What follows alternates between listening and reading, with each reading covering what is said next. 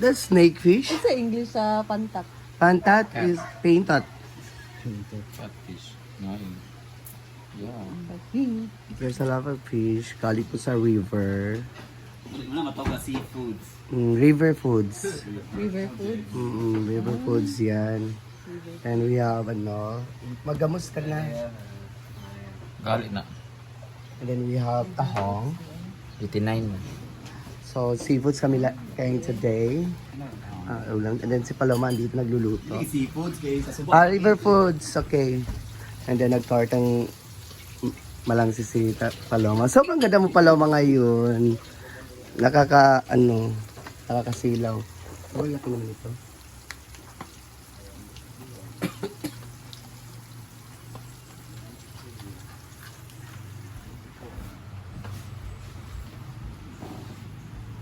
Coffee. Savings pa ikaw sa bread.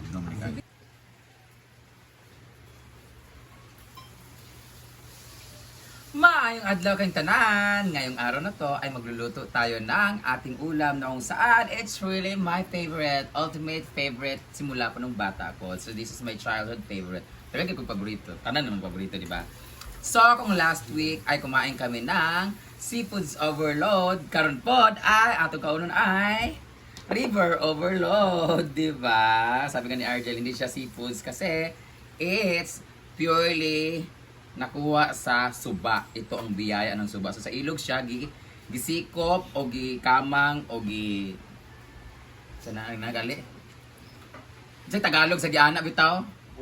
Dili ka nang gikamang ba kanang nanikop sila ba?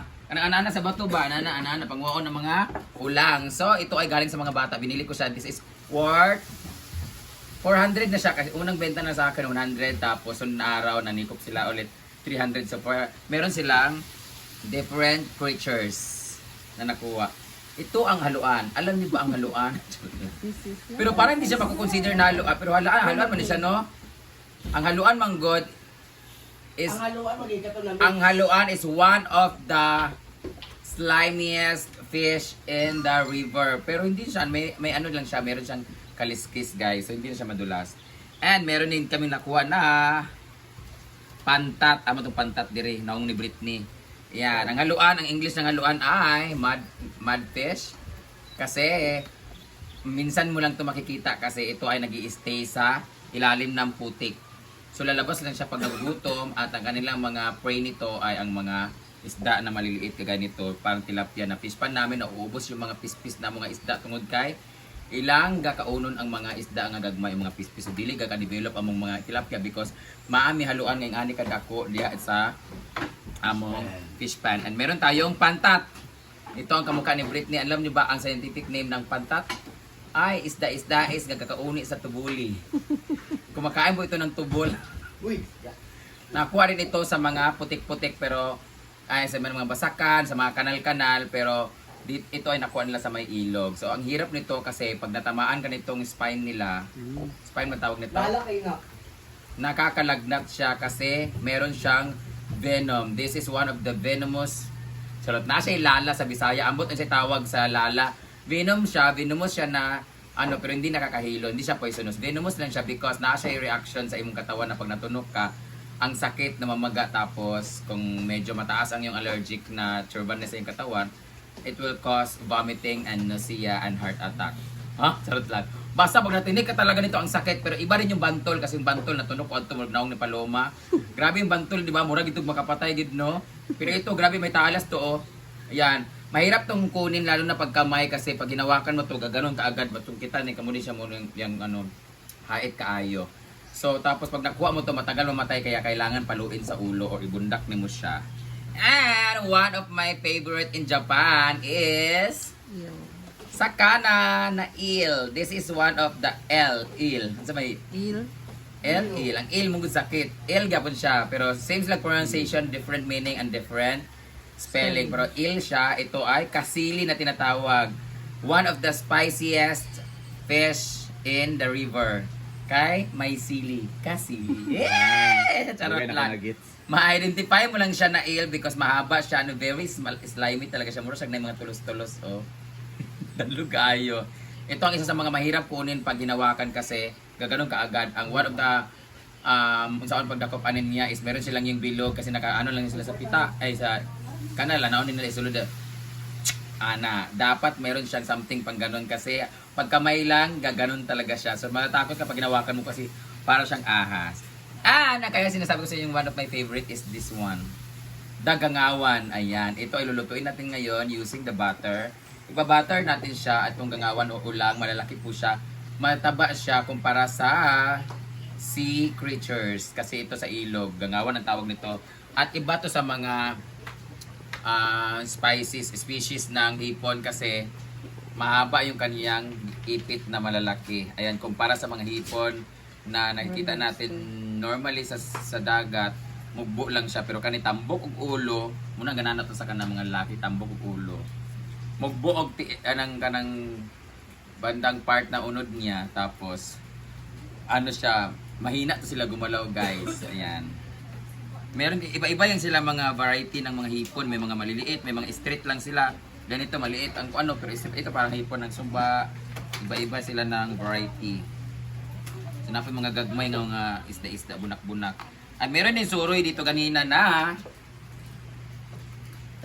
bulinaw. Gagawin namin ginamos at meron silang tahong. This is 250. Mahal siya guys pero okay lang kasi suroy mang good. Ito naman ay nag-ano kami. Yung ilan ito ay ginawa namin torta. Tortang inamo.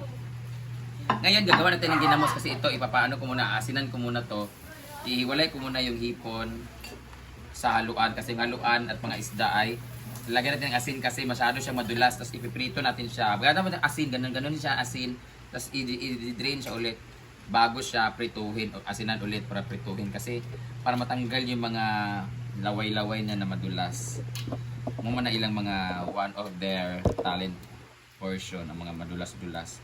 Lagyan natin siya ng asin. Paki-drain siya ni ay Paloma be. I-drain natin siya. Itong isda o gases sa atin. Magamping ka, matunog ka niya. Hindi, matunog ka. Asinan din nato. So, while she is draining, dito naman tayo sa paggagamos. Asinan muna natin siya. So, ang ginamos namin guys ay paubos na rin siya. Ngayon, magagawa tayo ulit. Sinsya na kayo kung masyadong maano to dito. Ito na po siya. Bilis naman. Ayan, tatlong, iapatin na lang natin. Don't worry kung maalat ang ginamos because umugin na ang nature sa ginamos. Maalat talaga siya. Hindi siya magiging ginamos. Alam nyo ba, nang noong unang panahon, walang refrigerator. Kaya ang ginagawa nila para ma-preserve ang food is one of the preservative material para magtagal ang isang pagkain para dili uurin at mamaho. Because of the asin. Ayan, kasi ina-absorb nito ang pagbabasa or pag nagbasa kasi ang isang pagkain or mga bagay-bagay, madaling mabulok at uurin. So, ang asin, ang kanyang trabaho ay ina-absorb niya yung moisture ng isang mga karne, isda, kaya hindi nakakapag-develop ng mga microorganism. Mga uod-uod, ganon. Kaya napipreserve using the asin. So, yun yung ginagawa nila. Tapos, as well as the suka. Yung suka din isa sa mga medium para ma-preserve din yung mga karne. Kaya yung iba mga karne, nilalagyan nila ng suka para hindi rin siya mamaho at masira agad-agad. Pero mas matagal ang preservation ng asin if you're using asin. Yan. So, kala mo talaga wala kayong alam na nanonood. Alam mo, nakita, panood ko lang din yun sa Facebook. Dahil kay Kuya Bubbles. Ito na yung inasinan na. Tapos, dapat pag naglagay ka nito, gumawa ka ng asin, kinabukasan, i-check mo siya kung iba yung amoy niya or iba yung mixture ng development niya, kung mas marami ba yung tubig or nagdugo-dugo ba siya. Pag hindi masyadong maganda, pag maraming tubig na natunaw tapos medyo iba yung kulay niya, i-drain mo siya tapos lagay mo ulit siya ng asin kasi feeling ko kulang siya ng asin na nilagay mo. So, mag-iiba yung amoy niya. So, para mas ma-prevent yung pangangamoy, pag-uuod, ay lagyan natin siya na ulit ng asin at i-drain yung unang tubig. Yan. Tapos bawal siya malangawan para actually na ratio ani mga 2:1, mga 2 ka kumkum nga isda, dapat isa ka kumkum nga asin or napoy 1:1 depende. Pero kung gusto mo talaga ng sure na hindi siya mabubulo ay masisira, maraming asin talaga pero baka maalat-alat din. So ito na yung nagawa natin. Bukas magtutubig yan. Dito, ang tubig niyan isa sa ilalim. Tapos lahat ng isda iaangat. Tapos imimix mo siya, tapos amuyin mo. Pag amoy bilat na siya, muna na siya. So ang makaka-identify lang taga niya sa lalaki. Kani mouse na gini siya kay murag baho nagigbilat para Neil magbaho ID na Rhea Mark. Kamot iya bating grabe mouse na kita iya bating kaway gamit.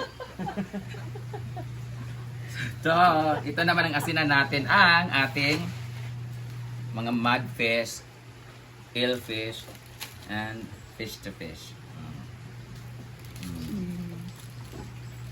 Alam niyo ba ang fish ang isa sa pinakamaraming gamit na salita sa amin sa Bisaya o sa lingwahe sa Pilipino? Kaya na fish, isda. Magana, fish Japon. Kani fish Japon.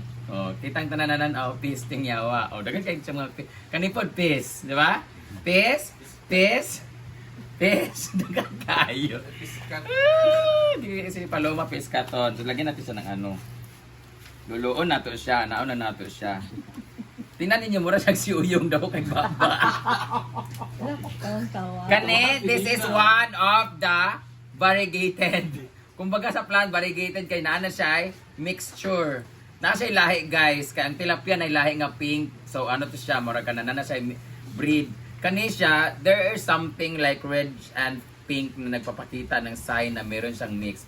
So ibig sabihin, ang iyang tatay ani either Chinese or foreign, basta foreigner, hindi siya pure blood. Japanese na siya. Kaya tingnan niyo, oh, they are same haluan, pero meron silang, or what kabalo, or because of the gender identity. Feeling ko, baka pag babae may pedyo pula-pula, pag dark lalaki, or baka bakla to kasi nag-makeup. Lahi yung purok ana, purok wagan. Or, lahi-lahi siya nga different, ano sila, mga taghasaan siguro ni, taga-libunan ni siyang uban. Kaning pantat sure jud ko ani buntugan ni siya. Hamis lang siya. Ikasako ba sa pantat ko? Mas hamis pang naong niya kaysa kay Britney. Oy, dalaga. We need to carefully turban this one because matusok tayo ng spine niya. Spine may tawag nito? Wings. Tanga, hindi to no. Ayan, dapat guntingon na siya. Pero ato sa ibabad siya sa asing kaprituhan na nato. Then imumukbang natin siya. Agoy, pitagin ko na tusok. Ani, gamay-gamay siya.